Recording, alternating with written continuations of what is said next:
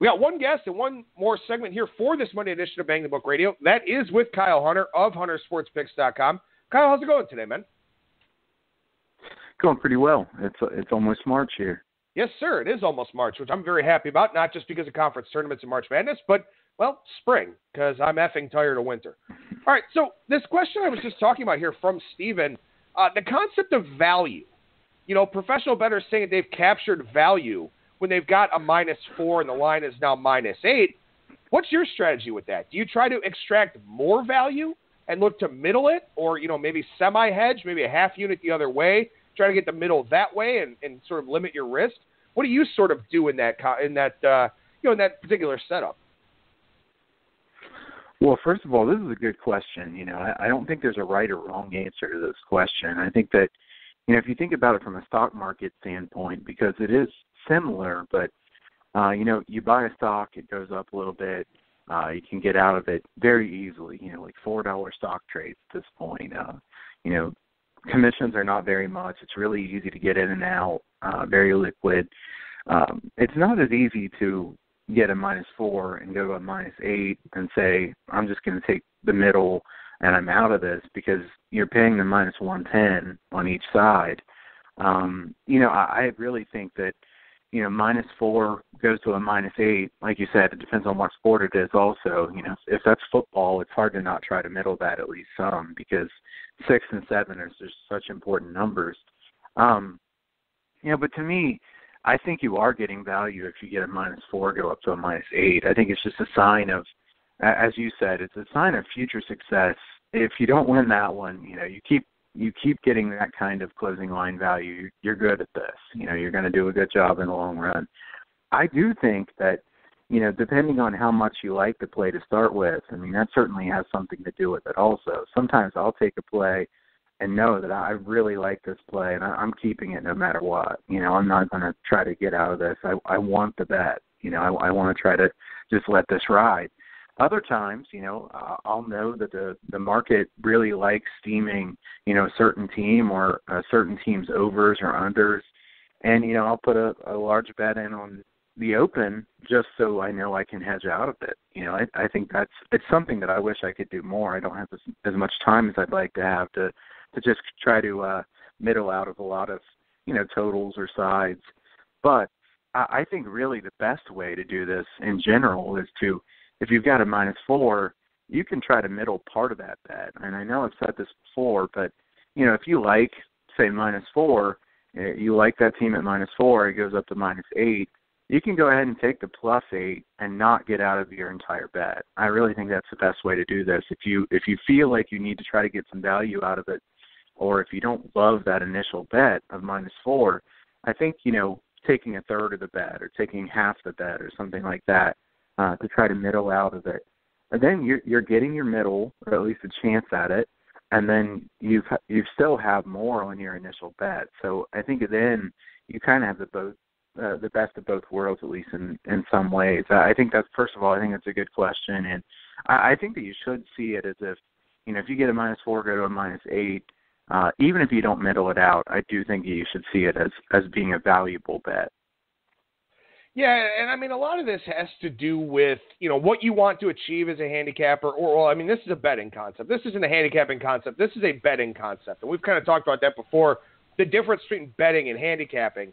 And, look, there are a lot of people that go out there and grab lines. I mean, we talk about it all the time with trying to grab openers for college football, you know, whether they're lower limits or not, doesn't really matter. You're trying to get some line value out of it, and then you can decide over the course of the week, do I want to hold that position? Do I want to double down on that position if it hasn't moved? Or do I want to get out of it, you know, partially hedge out of it, something like that? You know, there are a lot of people that do this and do have a lot of success with it in terms of getting value on a number and then either holding it or playing back at it. And if you're consistently putting yourself in a position to have that decision to make, that's where the value really lies in this business. Yeah, I agree. You know, trying to get yourself in that position is the harder part. If you get yourself in that position consistently, you're doing something right no matter what you do. You know, if you decide -4 goes to -8, but you know what, I really like that play, I'm going to stick with it. hey, maybe it loses that time. Many times you're going to get plays that you get some massive closing line value, and then it just loses and you're frustrated. You got to think of the bigger picture. And like Adam just said, getting yourself in that position consistently means that you're good at this. So, think of that, and it's it's a long-term game. It's not a one-game sample size thing. All right, so as I mentioned during the Monday mailbag here, I got a lot of questions about conference tournaments, money line rollovers, handicapping conference tournaments as they go along with teams playing back-to-backs, shooting backdrop question. You and I will talk about all of that stuff probably starting Friday because conference tournaments do begin. I think the first one actually starts next Monday. So conference tournaments beginning next week. So we'll talk about some of that stuff on Friday, some of that stuff next Monday as well. So for those that asked conference tournament betting questions, I promise you we will definitely get to those in the very near future here. But we got a few more conferences to get through. We'll talk about the America East here today and the Northeast Conference. So a couple of very, very way under the radar conferences. But that being said, the America East is kind of intriguing. Yeah, I like this conference quite a bit. If you think about, who's come out of this conference, first of all, Vermont's made some noise in the tournament several times, not just winning, but also coming close to winning in some of those games. And, of course, last year, UMBC with a 16 over a 1 seed win. The thing that stands out to you the most when you look at just the overview of this conference is they are very slow-paced. 31st out of 32 conferences in average tempo in conference games, according to KenPom. They're also last out of 32 conferences in home win percentage.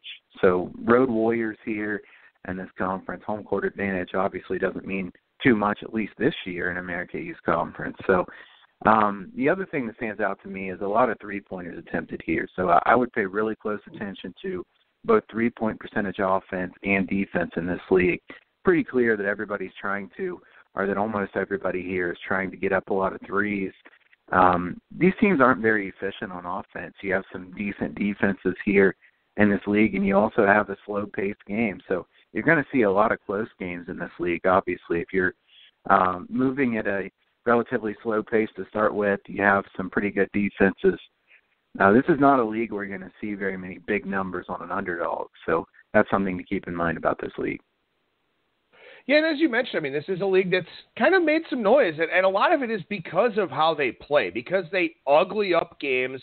And, when you think about a team like Vermont or like what UMBC did last year, Virginia, and obviously Virginia wants to, kind of ugly up the game as well, it can be frustrating for talented teams that expect to walk over these types of schools to have to play this, grind it out, it's not fun. It's just not exciting to play.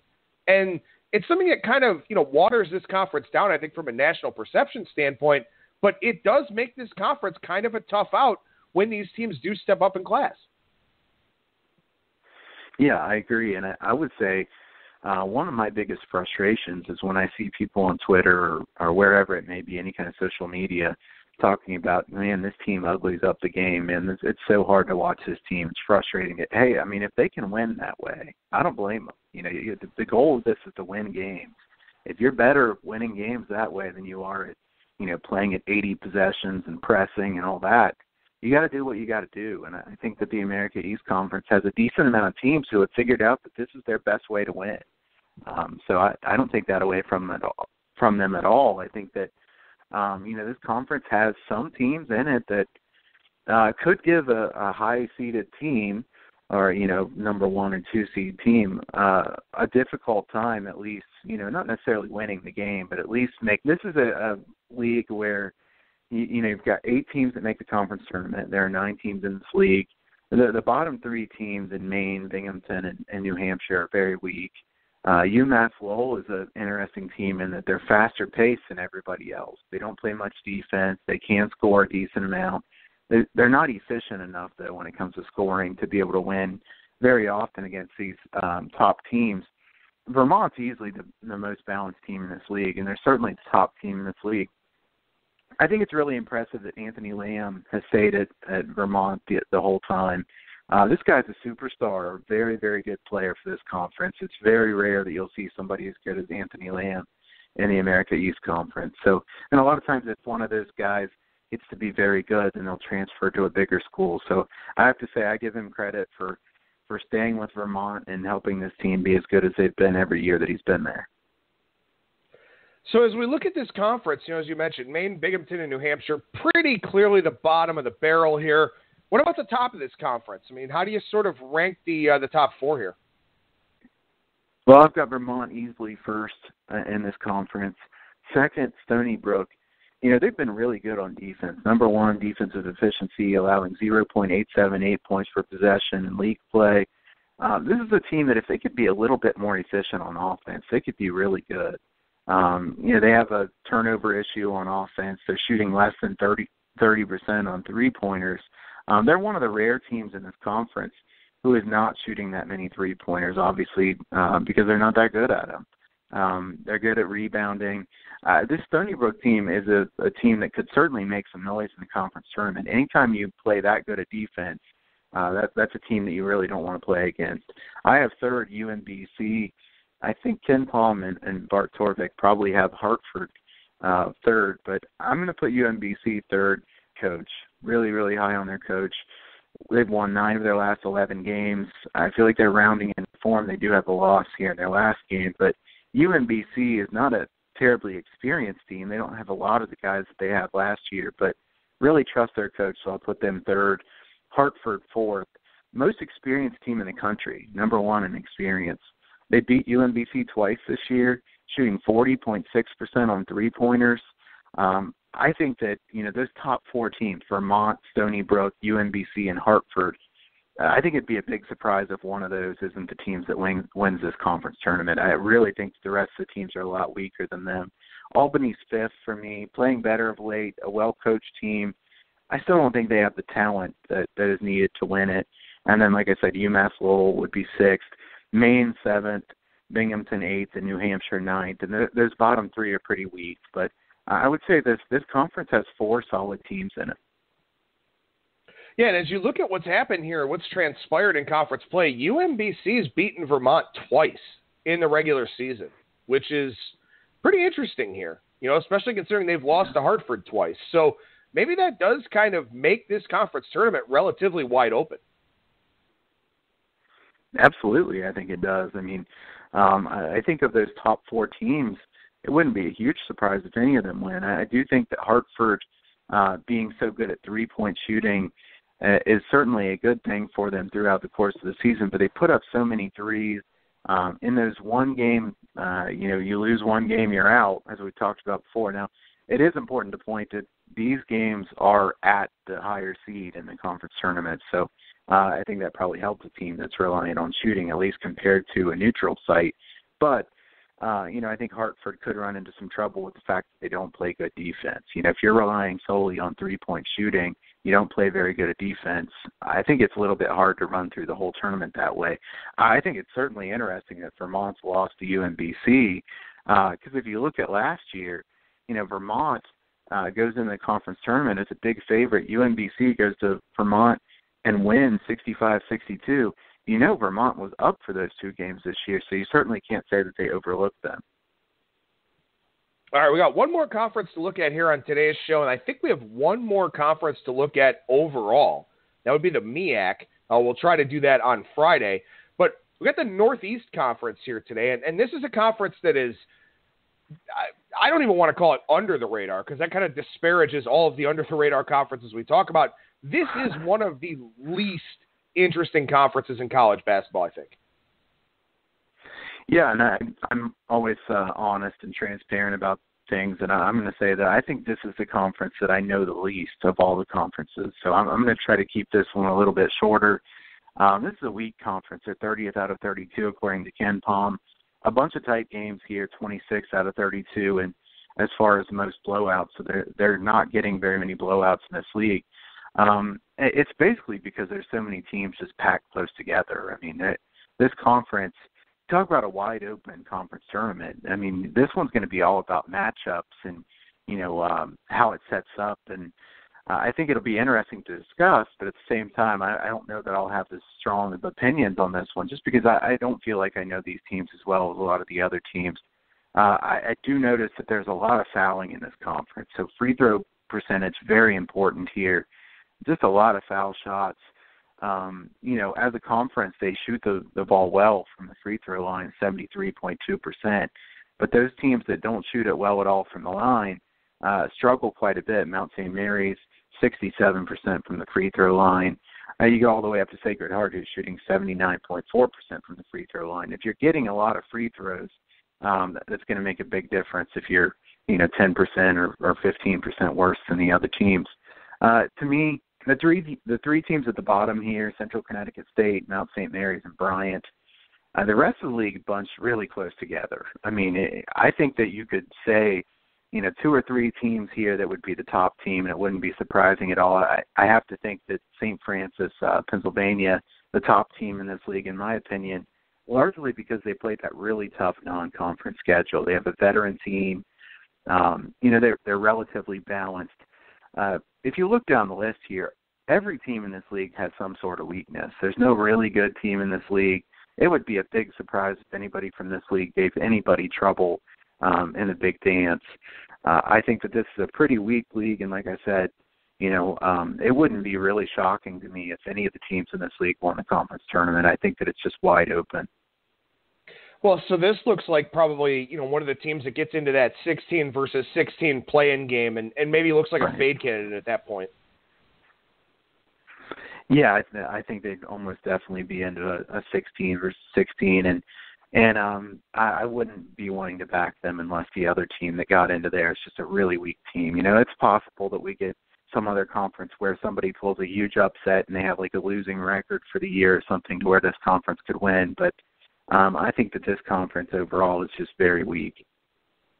Now, once again, the MEAC, the last one that we haven't talked about, we'll try to do it on Friday, but with these conferences being lined this year for the first time, at least in the regular season, as we've talked about, they're always lined for the conference tournaments, but lined for the first time here in the regular season, what has it meant for you? I mean, has it been worth the time for you to dig into some of these very, very low major conferences? Is this something that's been a positive development for you, or is it just an irritation at most?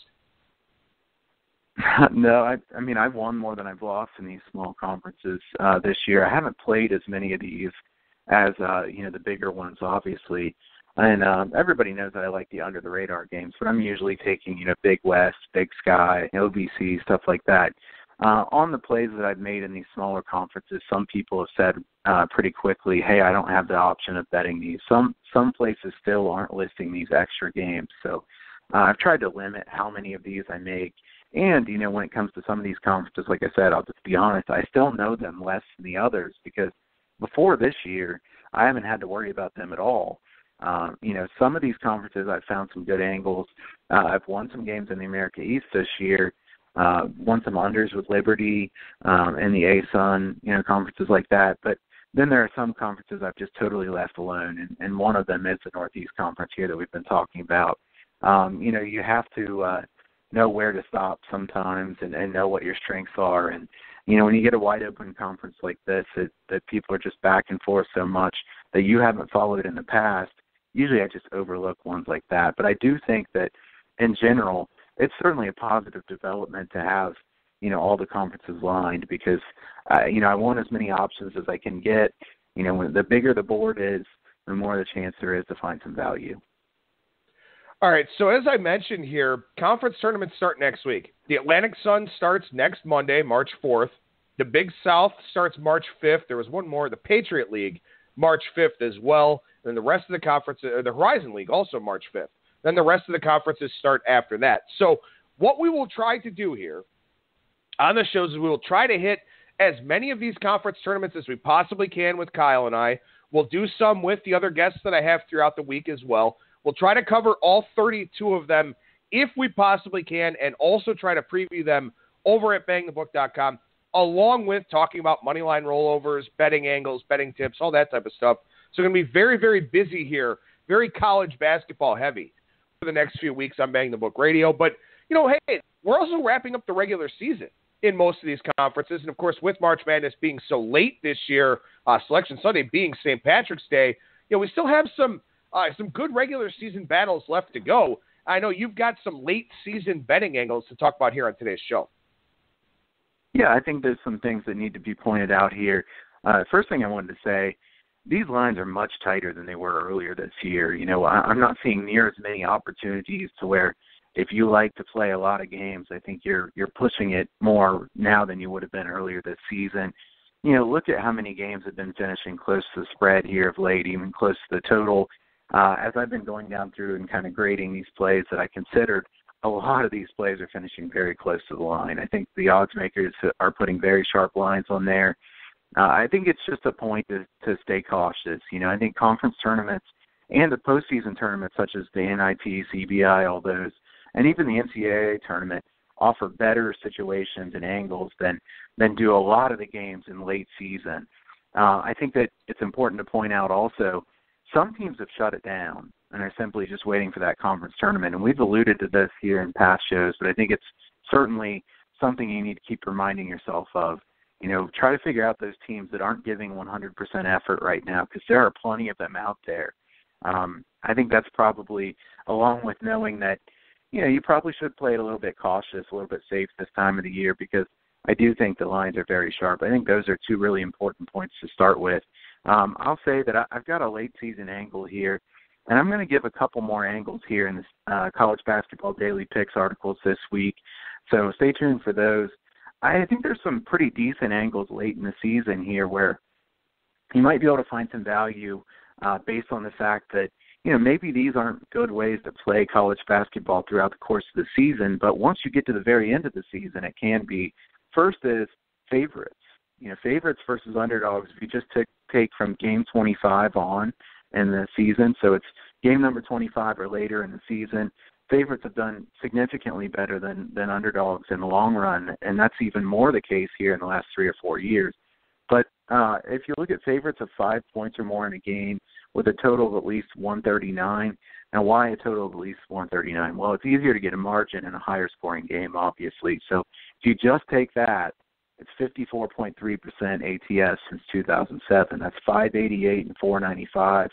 That's a pretty good angle considering the sample size there. If you want to filter out teams that have an ATS winning percentage of 60% or higher this year, you go all the way up to 56.2%, laying those points of 5 points or more. I think that's important because, those teams that have been covering every single game, you're probably paying a premium on those teams. So keep that in mind. Then also, if you go back to last year also, and this one's obviously a little bit harder to do, but if you go back to last year and look at an ATS cover percentage of 60% or lower, meaning 2 years in a row this team has covered 60% or less of their games, you're 403 and 297 ATS, which is 57.6%. So in general, the thought here is late in the season, don't be afraid to lay some points.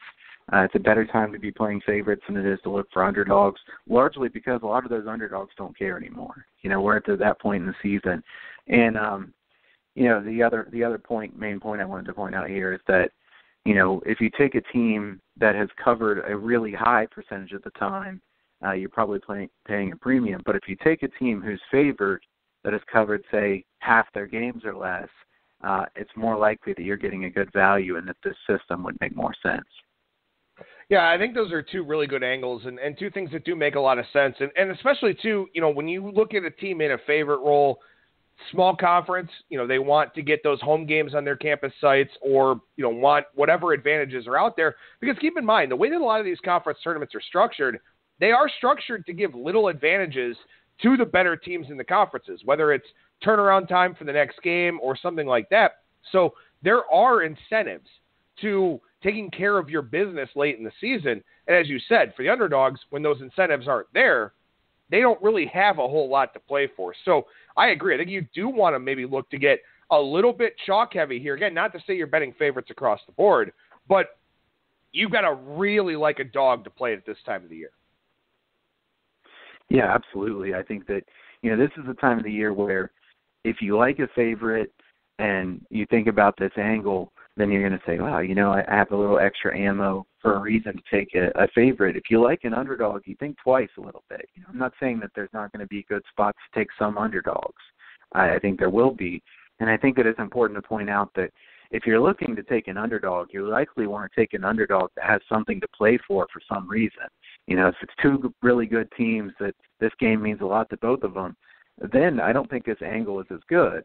But if you take a team that is clearly, underperformed all year, has no chance in the conference, just waiting for that conference tournament, that's a better spot to be laying those points. So I think these angles are things that have consistently won every year. If you go back and look at the results, very consistently favorites have done better than underdogs this time of the year.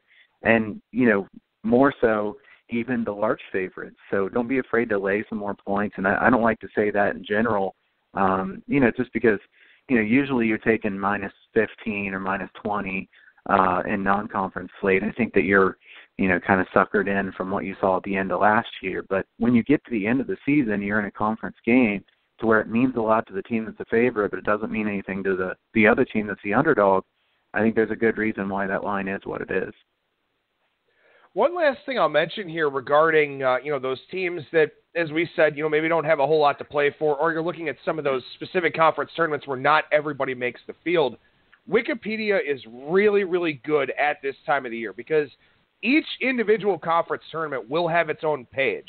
It will have the seedings. It will have the schedule, which is critically important when you talk about situational handicapping with no days off and stuff like that. Wikipedia is a very, very good resource for these conference tournaments. In fact, I'm looking at their 2018-19 Division I men's basketball season page. As these links get added, they should get updated on this page. So very, very good page to bookmark, have in your back pocket, and we'll be doing a lot with conference tournaments and stuff like that, as I mentioned here on the show and also at the website. But again, the regular season's still going on for a lot of these conferences, and you don't want to miss out on opportunities with those. So with that in mind, let's take a look at our follow and fade here for this Monday edition of the show. Let's start with a fade team from the AAC. Yeah, Tulane. Tulane's winless in the AAC.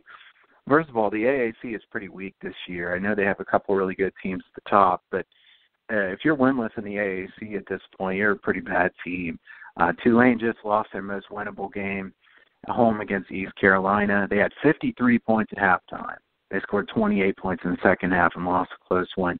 I think that it'd be really, really hard to back Tulane at this point. They know that was their best chance to win. They have to be disappointed. And at this point, this is one of those teams that I would consider laying the big points against because I think Tulane is going to get blown out several times between now and the end of the season. They got up for that game. They put up the big point total in the first half, and then the second half happens and they lose a close one at home. I think they put a lot into that game, and I don't know that they'll put so much into these games coming up. I like that one. I like that one a lot. I think those are definitely the types of teams that you want to look to fade here at this time of the year. How about a follow team? This one's a way under the radar type of team. Yeah, Radford. Radford slipped up a couple times here lately. They're the most balanced team in this league, experienced, well-coached team. They finished the season with a revenge shot at Campbell. And Radford blew a 15-point lead. Chris Clemens nails a long buzzer beater to beat Radford on the road. And now Radford goes on the road to finish out at Campbell. I think Radford could be a good look in both of their last couple games here. I would especially like them more against Campbell. But I think this Radford team has a couple games to try to put it back together. We've seen in the non-conference slate how dangerous they can be. And they're just a balanced team, like I said, a well-coached team. I think that they need to get it going, not just because of where they are in the conference standings and that they want to win it, but just because, this team is clearly capable of winning the conference and the conference tournament. They've slipped up some here of late. I think they put it back together here at the end of the season. Yeah, I like that one. I think that one makes a lot of sense as well, especially because, these are the dog days of the year, and you want to look for compelling reasons to back teams, and a revenge factor like that, and especially, too, with a Radford team that went to the NCAA tournament last year. So, anything that can help them from a seeding standpoint in the conference tournament, they understand the importance of that. So I think that's a really good one to isolate here on today's show. All right, let's get into some games to break down here. We start with a major conference matchup in the ACC, Syracuse, North Carolina. What's on your mind for this game? Well, Syracuse, had that big game against Syracuse, or against Duke, Syracuse at home against Duke there this past weekend. That was a game that they could have won. For a lot of the game that they were playing very well. They had a stretch there where they couldn't put up enough points to stay up with Duke. To me, this is a Syracuse team who's clearly a tough out when you get to the NCAA tournament. The thing that really stands out about that Syracuse game the other day is Tyus Battle really struggled. He was 4 for 17 from the floor. If Battle's going to play that poorly, it's going to be hard for them to win. They were 5 of 23 from three-point range. Their defense was pretty good. Their offense wasn't good enough against Duke. I was looking at how these two teams match up, and I thought it would be important to point this out. North Carolina's been really, really good against zone defenses this year. Their team field goal percentage against the zone, 52.9% so far this season. Now, Syracuse's zone is better than almost anybody else's zone, but I think that North Carolina matches up pretty well against them because, what is Syracuse's biggest weakness? Well, it's the defensive glass. Listen, if you know North Carolina for many years now, they are very good at getting second-chance points. I think North Carolina gets a lot of second-chance points in this game. North Carolina has impressed me quite a bit the last few games, obviously. They've been inconsistent throughout the course of the season, but maybe I was underselling this North Carolina team for a little while or, underrating them a little bit. I think that North Carolina has really shown me a lot, and I think the reemergence of Luke May, how well he's played here of late, with him being this good, this team is very dangerous. They could clearly have top-notch talent. I think they match up pretty well here against Syracuse. I don't really like laying a huge number normally, and this is certainly going to be a double-digit number, but I think North Carolina would be the look if I had to play this game because of their success against the zone, both in their shooting percentage and how much they're going to dominate on the glass here. What do you make of the inconsistency for Syracuse here lately? They get that win over Duke on the road, beat Miami by 11, or beat Pitt by 11, Miami by 20, lose by 22 to Vatech, Boston College and Pitt, lose by 18 at home to Florida State, win by 11 over Boston College at home, lose by 15 at NC State, beat Louisville by 20, then lose to Duke by 10. They're all over the place right now. So, I don't even know how you handicap a team like that. Yeah, they are all over the place. I think that they were in a great spot in that Louisville game where Louisville was just, kind of slumping badly and tired going into that game. So I think that was more about Louisville than it was about Syracuse. But I don't know what to make of Syracuse now. Every year it seems like Syracuse outperforms in March. So I'm not going to say that, this team can't do anything because we've seen them do it many years. Even times that they've been on the bubble that it looked like they shouldn't make it, they made it, and then they win some games. First of all, they have a really good head coach. They play that matchup zone that's tough. If you don't see that consistently, it's tough to face.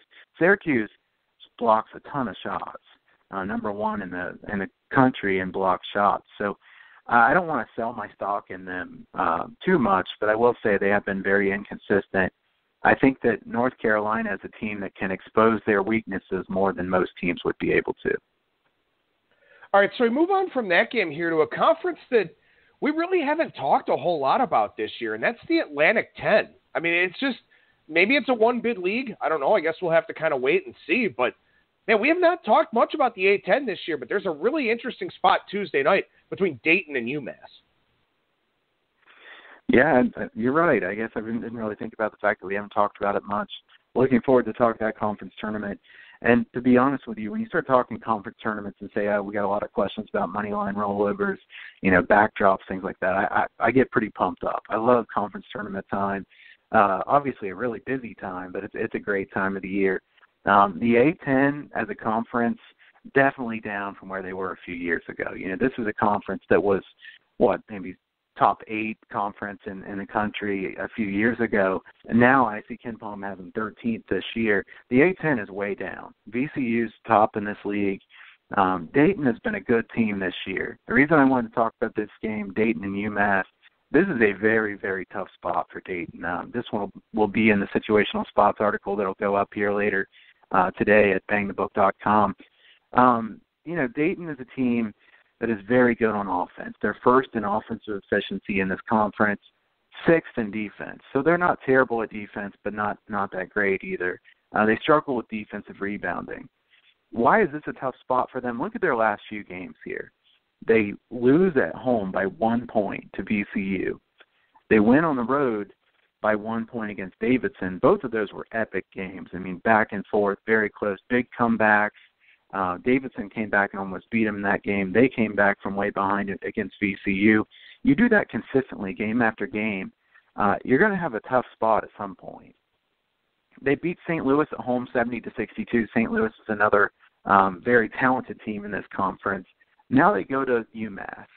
I think this is a difficult spot for them because Umass has been so bad throughout the course of the season that this is one of those letdown spot potentially. You got a team that's 3-11 in the conference in Umass, but a Umass team that's actually been pretty good here of late. They beat Davidson at home.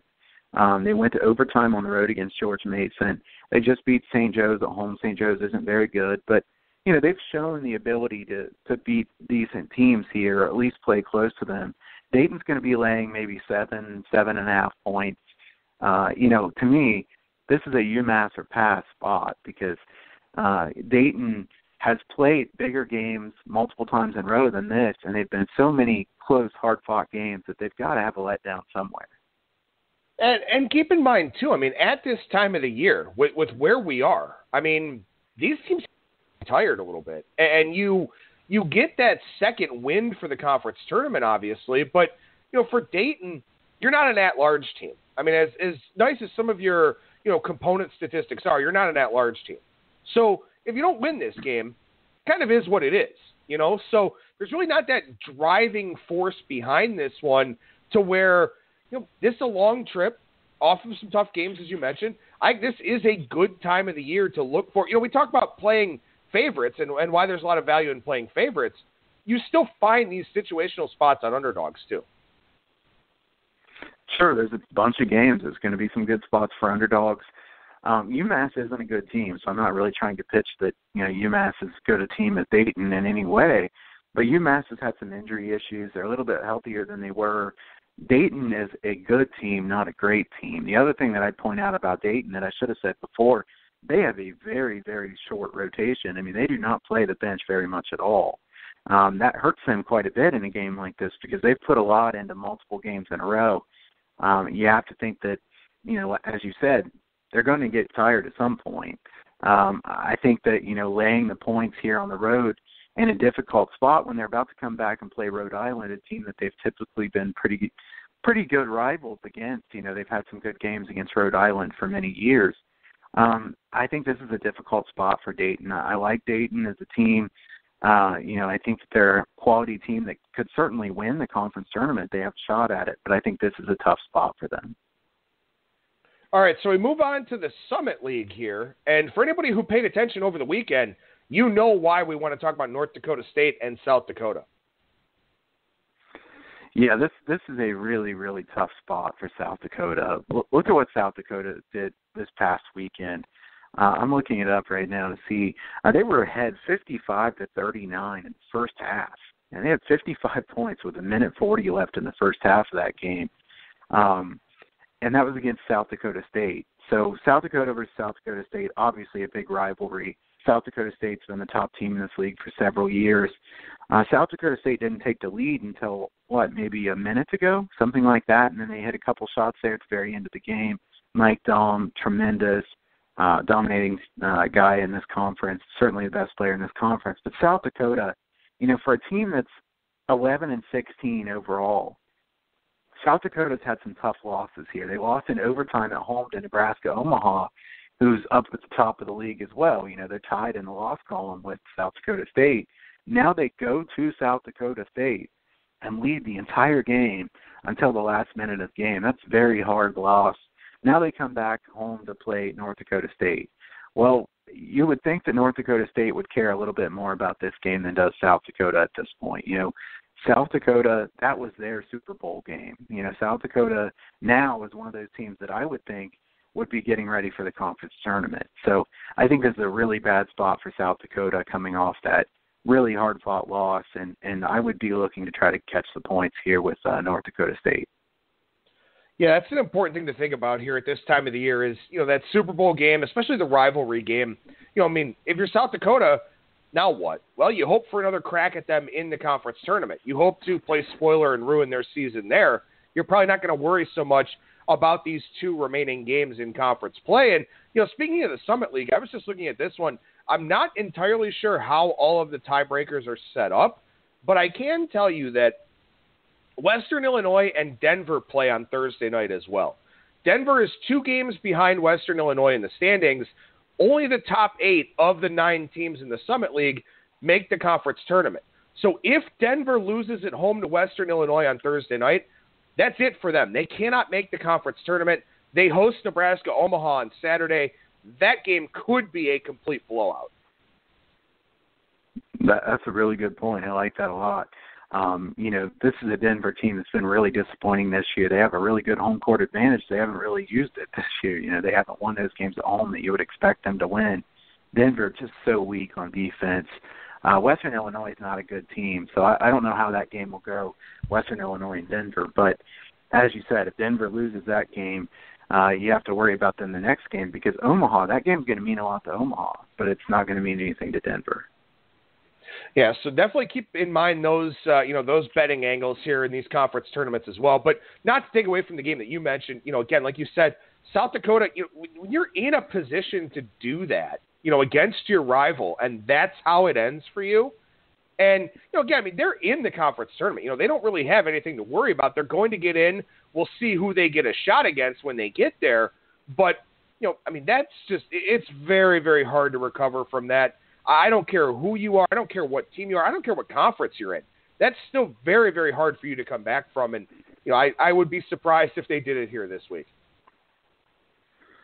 I would too. I think that, if they come back and win the next game right away, then you give them credit and say that was a really good coaching job to get the team back up for it. But this is the type of game that if you consistently take the underdog or the team that's not in the bad spot in this game, you're going to win in the long term for sure. All right, so Thursday night's card overall not particularly strong. There really aren't a whole lot of good games here on Thursday night. But there are some games that do have some intrigue, much like that North Dakota State-South Dakota one we just talked about, and this game here in the Big Ten between Minnesota and Northwestern. Yeah, Minnesota, to me, a team that there's a lot riding on this game for them. Minnesota, if you go back and look at them year after year, they look like they're going to be a good team. In the non-conference slate, they play pretty well, and then they fall apart in the conference. It looked like they might be turning the corner this year. They get that road win at Wisconsin back at the early January. They get some other nice wins. They went home against Iowa, home against Illinois, who's actually playing pretty well right now. And then you get to the last few games, they've lost 5 of their last 6. Now, a lot of those have been close games. They lost at home to Wisconsin by 5. They lost on the road against Nebraska by 1. That's important because Nebraska is very injured. That was a game that was certainly an opportunity for Minnesota. Minnesota loses at home to Michigan. Michigan's a good team, so I don't hold that one against them. But yesterday at Rutgers, Minnesota leads almost the entire game, completely blow it. They were up 9 points in the second half. Blow that game. Rutgers wins. Rutgers is not a bad team. They're not a good team. They're not a really bad team like they were a couple years ago. Still, Minnesota, a team that really wants to get into the big dance. Richard Pitino has definitely quite a bit of pressure on him. And this team has not performed well down the stretch consistently year after year, and it's been a trend that's certainly very worrisome. Now they go to Northwestern. Northwestern's in really bad shape. They've lost 8 games in a row here. This is a game that Minnesota has to win. Now, some people are going to tell you should just blindly bet on Minnesota because they have to win this game. And I wanted to point this game out because, as we've talked about in the past, you get into these must-win games. There's a reason you're in that must-win game. You're not that good of a team. So I don't think that this is that layup game that some people are going to tell you about for Minnesota. Northwestern is not a great team. They're not very good, but they play some solid defense, and Minnesota hasn't proven they can win on the road, and they haven't proven that they can play well and play a full game here lately. So I'd be cautious about this game. This is a game where I would not be rushing to bet Minnesota like some people are going to tell you to do. Minnesota in true road games this year, 322nd in the country offensively in effective field goal percentage, 337th in the country in three-point percentage. The question here is, everyone looks at this as must-win game, bubble teams, all this type of stuff. Do they want to win? Do they want to play for Richard Pitino? That's always the question that we don't really know the answer to. We don't get as many candid quotes from the college kids as we get from professional athletes, but that's always something you want to keep in mind too with these, quote unquote must-win situations. Does that team want to win? That's always kind of the elephant in the room. Yeah, I don't know the answer to that. I do know that they've been struggling badly to win. I think in a lot of these games lately, they've likely been, motivated to win, but they haven't been able to finish it. You wonder if at some point they would kind of lose that motivation and, get blown out in a game that they shouldn't get blown out in. I think that that's pretty likely, but, to me, it's just one of those cautious things that I wanted to let bettors know that, just because that team needs to win, everybody on the outside says, hey, they win this game, they're going to be in the big dance. Okay, well, that doesn't necessarily mean you should bet that team, because what have they done lately? Do they look like a team that is really playing good basketball to where they can win a game like this? I mean, Minnesota could certainly win this game. It's not going to surprise me, but I'm not going to be betting them.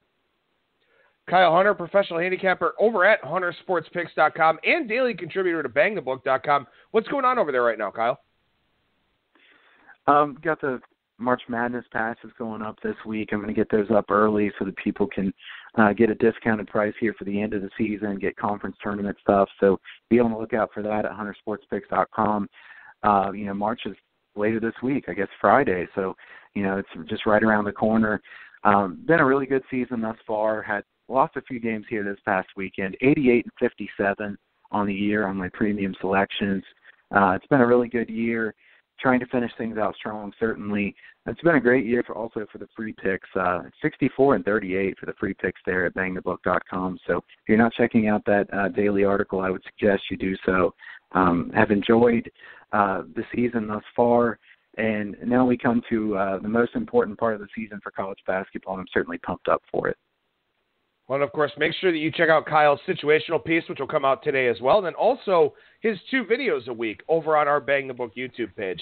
Kyle Hunter at Kyle Hunter Picks on Twitter. HunterSportsPicks.com is the website. Appreciate the time as always, man. Thank you so much. Talk to you again later in the week. All right, take care, man.